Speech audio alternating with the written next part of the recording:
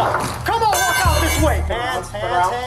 September 5th, 2023, Palm Beach County deputies executed an arrest warrant for Lisa Pierce on 4 counts of interference with custody. This was their second forced entry at this residence. Under Wilson versus Arkansas, officers must announce their presence before entry. Deputies use loudspeakers at front and rear, clearly identifying themselves and their purpose.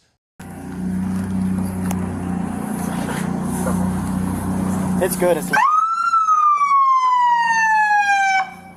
Residents of 1267 Timber Reach Trail, the Palm County Sheriff's Office, warrant you. Up to the front door with your hands up, doing now, your safety is our concern. You got it? Just gonna knock a little bit. Just make an announcement. Sheriff's Office, Warrant Unit. Residents of 1267 Timber Reach Trail, the Palm County Sheriff's Office, Warrant Unit. Come to the front door with your hands up, do it now, your safety is our concern. We have a warrant for your arrest. Please come to the front door with your hands up, do it now. Just cross cover the door when they breach it. They're gonna pop it that way. We'll pop it whatever. They're both gonna fling open. Which door are you taking?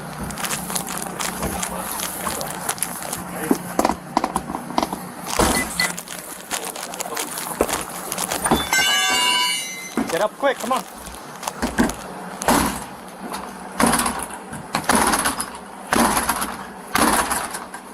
Call it when it's set. Set.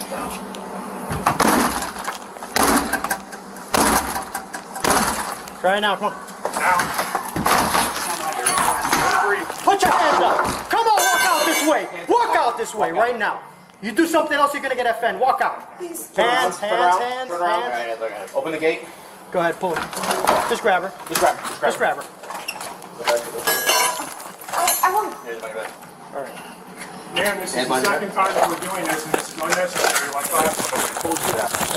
Why are we doing this? Palm Beach County Sheriff's Office. Anybody else in the house, come down with your hands up. Do it now. Ma'am, why are we doing this again? Grab all the tools, let's get out of here. I told you that, right? Yeah, just hold here. Sergeant has to take pictures. Yeah, but I want to see if someone's going to come down the stairs. I don't believe you. You're a pathological liar at this point. Is there any cars in the garage? How many? Okay, have the two get there. You can only drive one. The one on the right doesn't run. It won't start. What are you driving? What kind of car? It's a What kind? She said the one car don't work, the other car she rented. Hey, see if she wants to call somebody to secure the house. All right, I'm going to read you something, just something we have to read you, okay? Yeah. So I'm required to warn you before you make any statement that you have the following constitutional rights. You have the right to remain silent and not answer any questions. You understand? Yes. Any statement you make must be freely and voluntarily given. Do you understand? Yes. You have the right to presence and representation of a lawyer of your choice before you make any statement and during any question. Do you understand? I understand. If you can't afford a lawyer, you're entitled to the presence and representation of a court-appointed lawyer before you make any statement and during any question. Do you understand? Yes. If at any time during the interview you do not wish to answer any questions, you're privileged to remain silent. Do you understand? Yes. I can make no threats or promises to induce you to make a statement. This must be of your own free will. Do you understand? Yes. Any statement can and will be used against you in a court of law. Do you understand? Yes. Do you have any questions for me?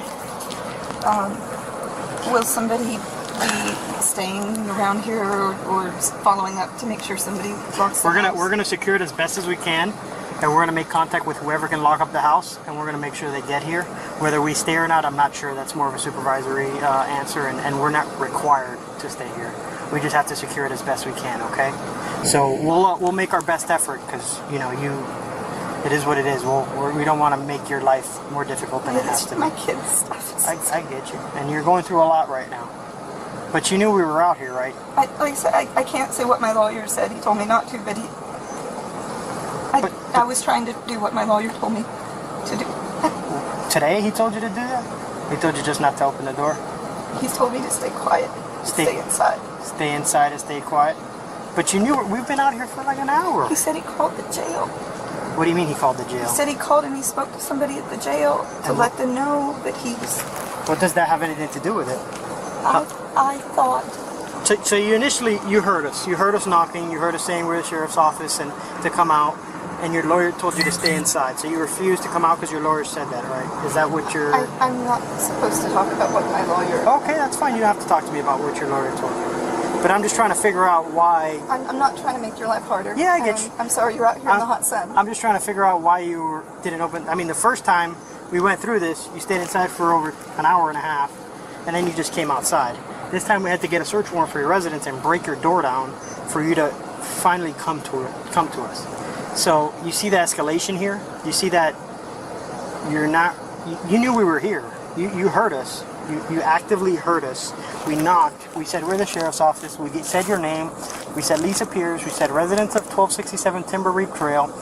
I didn't actually hear. Okay, we said that, and then we had a car. This car with its lights and sirens, and we had a car with lights and sirens to the rear of the residence, and he was announcing the same thing, and you still didn't come out. And we did that for. Honestly, I have a hearing.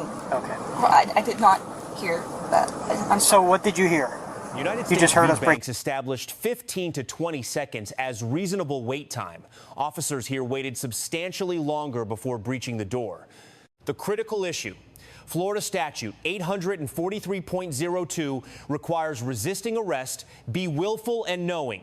Pierce claimed hearing impairment. To prove resisting without violence, prosecutors must establish she heard the commands, understood they were law enforcement, and willfully refused to comply. Her hearing impairment claim, whether credible or not, creates reasonable doubt about the willful element required by statute.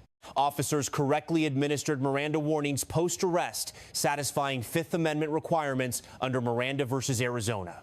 Graham versus Connor governs use of force.